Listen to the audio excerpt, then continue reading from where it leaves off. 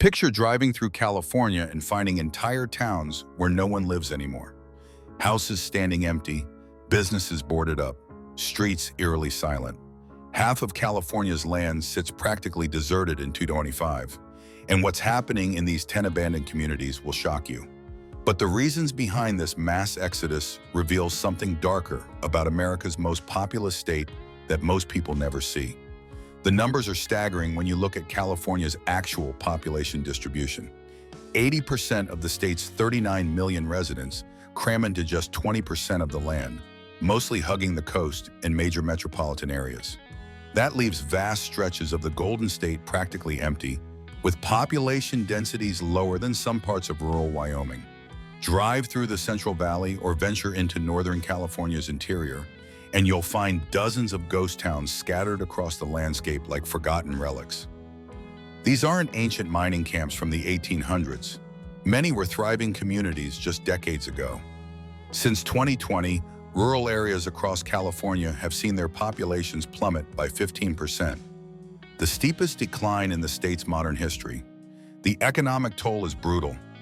California loses $2.3 billion in tax revenue annually from these emptying regions, money that once funded schools, hospitals, and infrastructure.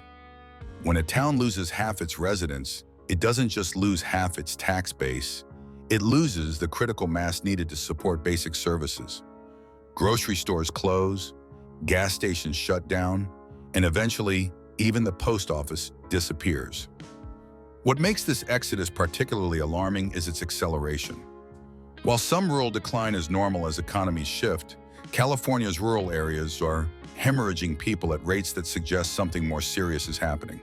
The question isn't just about numbers on a census report, it's about entire communities vanishing from the map. But why are people fleeing? The reasons go deeper than most realize.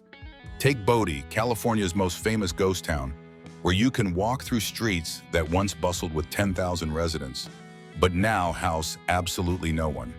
In 1880, this high desert mining camp was one of the most notorious boom towns in the American West, complete with saloons, brothels, and enough violence to earn it the nickname Shooter's Town. The numbers tell the story of both incredible wealth and inevitable collapse. Miners pulled $30 million worth of gold from the surrounding hills. That's over $800 million in today's money. But when the ore ran out in the early 1900s, so did the people. The last mine closed in 1942, and by 1962, Bodie was officially a ghost town. What killed Bodie wasn't just the end of gold. It was the brutal reality of living at 7,500 feet elevation in the Sierra Nevada mountains. Winters here are legendary, with temperatures plunging to negative 30 degrees Fahrenheit and snowdrifts that could bury entire buildings. When the economic incentive disappeared, no one wanted to endure another winter in this frozen wasteland. Today, Bodie attracts 200,000 tourists annually who pay to walk through its perfectly preserved streets and peer into abandoned buildings. The irony is striking. More people visit Bodie dead than live there at its peak. The California State Park system spends over $1 million yearly maintaining this monument to boom and bust economics.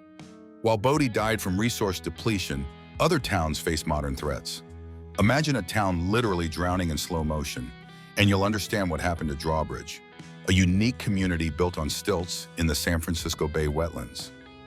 In the 1920s, 90 residents called this floating hamlet home, living in houses perched above the marshy waters where they hunted ducks and geese in what seemed like an aquatic paradise. Drawbridge wasn't your typical California town. It had no roads, no cars, and no traditional main street. Residents traveled by boat or walked along railroad tracks to reach their elevated homes. The Southern Pacific Railroad built the original settlement as a drawbridge tender station in 1876, but it evolved into a weekend retreat for San Francisco hunters seeking escape from city life. The town's death sentence came from human interference with nature itself. By the 1950s, massive salt production operations and urban development began altering the bay's delicate ecosystem. Saltwater intrusion increased dramatically as freshwater flows were diverted for agriculture and municipal use. The once pristine hunting grounds turned brackish and toxic, driving away the wildlife that sustained the community's economy. By the 1980s, rising salt levels made the area completely uninhabitable.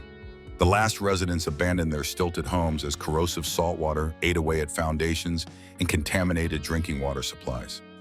Today, you can only reach Drawbridge's rotting remains by boat or by hiking dangerous, unmarked trails through unstable marshland.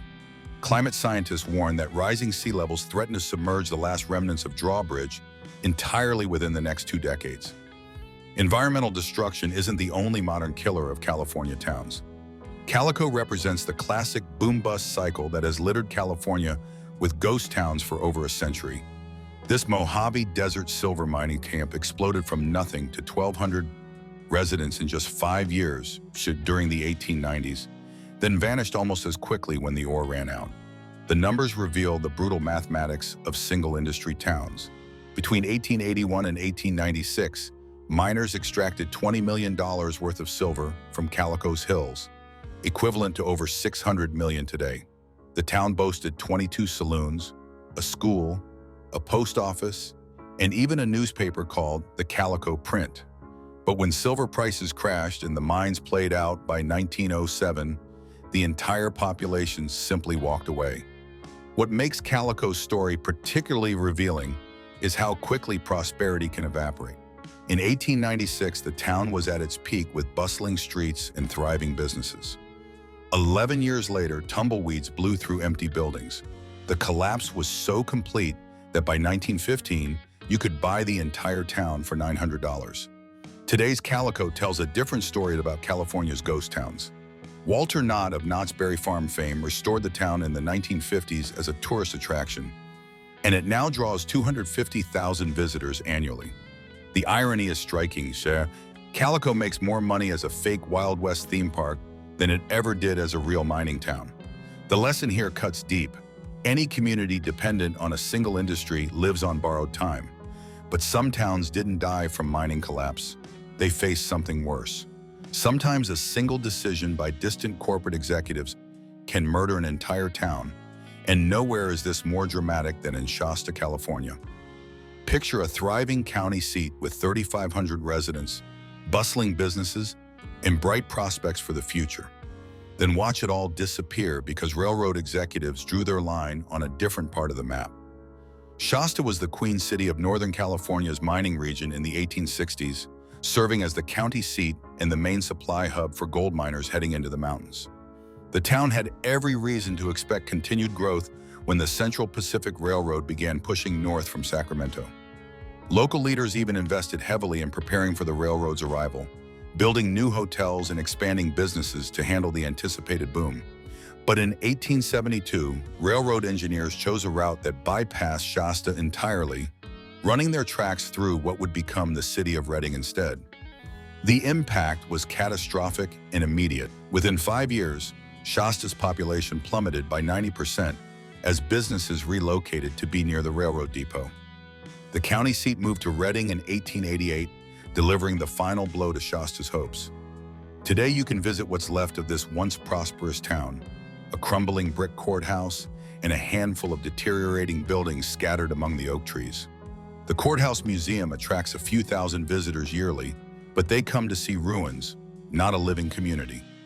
Shasta's story reveals how quickly economic lifelines can shift, leaving entire communities stranded. Transportation isn't the only infrastructure that can doom a town. Locke tells the story of how communities can slowly bleed to death over decades, losing their soul one resident at a time. This unique Chinese immigrant town in the Sacramento Delta once housed 600 people in the 1920s, making it the largest rural Chinatown in America. Today, only 8 permanent residents call Locke home. Built by Chinese laborers who were forbidden from owning land elsewhere, Locke thrived during Prohibition as a gambling and entertainment destination. Riverboats brought visitors from San Francisco to sample the town's speakeasies, opium dens, and gambling halls. The main street buzzed with 13 restaurants, 6 grocery stores, and multiple hotels catering to both residents and tourists seeking forbidden pleasures. The collapse came gradually as laws changed and generations passed. When Prohibition ended in 1933, Locke lost its main economic draw. Anti-gambling enforcement in the 1950s shut down the remaining vice operations. Younger Chinese Americans moved to cities for better opportunities, leaving behind an aging population that dwindled year by year. Today's lock is a living museum fighting for survival.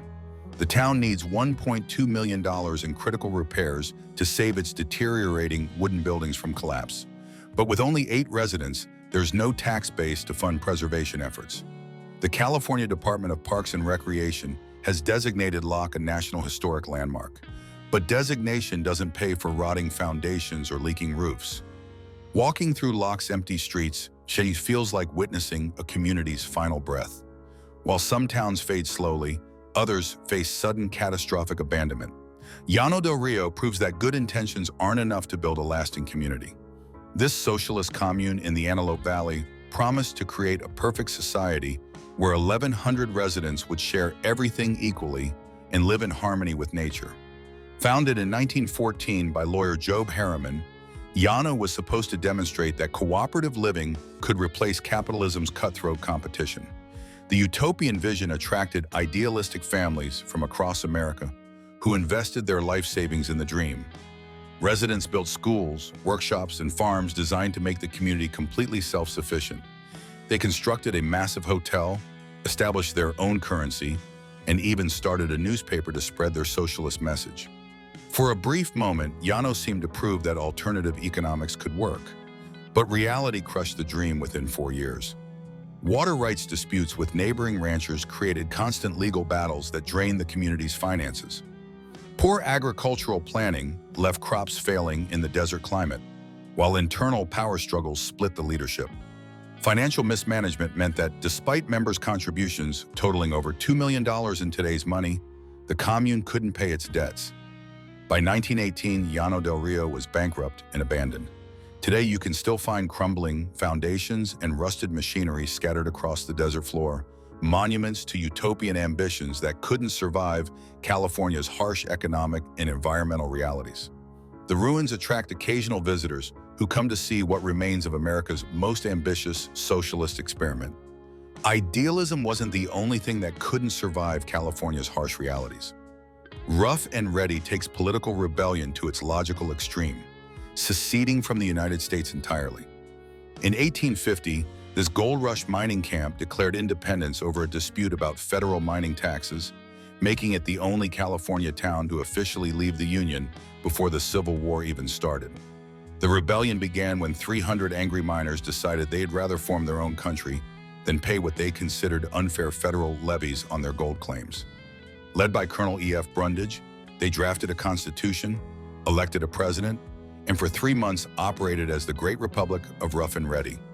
The tiny nation even issued its own currency and postage stamps. The political theater might seem amusing today, but it devastated the community's long-term prospects.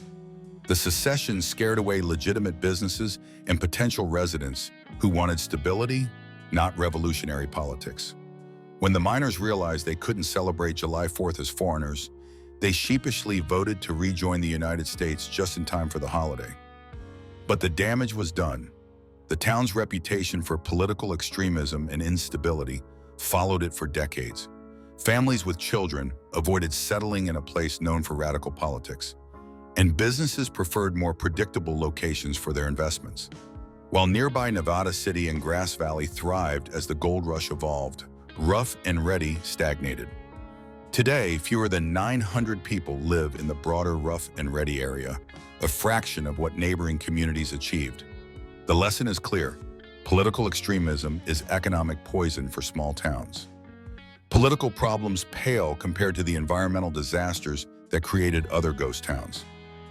Keeler represents environmental catastrophe in slow motion, where an entire lake disappeared and took a thriving town with it. In the 1920s, 5,000 people lived along the shores of Owens Lake, working in mining operations and enjoying life beside California's second-largest lake. Today, only 50 residents remain in what's become a toxic wasteland. The destruction began when Los Angeles decided it needed Owens Valley's water more than the valley's residents did. Starting in 1913, the city's aqueduct system diverted the streams and rivers that fed Owens Lake. By 1926, the 110-square-mile lake had completely dried up, exposing a poisonous lakebed filled with arsenic, cadmium, and other toxic minerals. What followed was an environmental disaster that made the area nearly uninhabitable. Winds whipping across the exposed lake bed created dust storms so toxic they violated federal air quality standards more than any other location in America. Residents developed respiratory problems, children couldn't play outside on windy days, and property values collapsed as families fled the choking dust clouds. The irony is staggering. Despite spending over $2 billion on lake restoration projects since the 1990s, Keeler remains largely abandoned. The Department of Water and Power has managed to control some dust emissions by flooding small sections of the lake bed, but the town never recovered its population or economic base. Keeler's story reveals how water rights disputes can literally erase communities from the map. Water wasn't the only natural resource that abandoned California towns. These ghost towns aren't just relics of California's past, they're previews of its future. Climate scientists have identified 23 small California communities that face similar abandonment within the next 2 decades due to rising temperatures, extended droughts, and increased wildfire risks. The patterns that killed Bodie, Drawbridge, and Keeler are accelerating across the state. The housing crisis is creating a dangerous irony. As coastal property prices soar beyond reach, desperate families are moving to these abandoned or nearly abandoned areas despite the risks. Real estate speculators are marketing former ghost towns as affordable alternatives, ignoring the environmental and economic factors that emptied them in the first place. Meanwhile, California spends $50 billion annually maintaining infrastructure and services to remote areas with dwindling populations. That's money that could address the state's housing shortage, but instead goes to keeping roads paved and power lines running to communities that may not exist in 20 years. The lesson from every abandoned town is the same. Economic diversification isn't optional, it's survival. Communities that depend on single industries, whether mining, agriculture, or tourism, live on borrowed time. Climate change, technological shifts, and global economic forces will continue creating new ghost towns unless California learns from its abandoned past. Walking through these empty streets should make every Californian ask uncomfortable questions about their own community's future. These empty towns aren't just historical curiosities. They're warnings about what happens when communities ignore the forces that sustain them.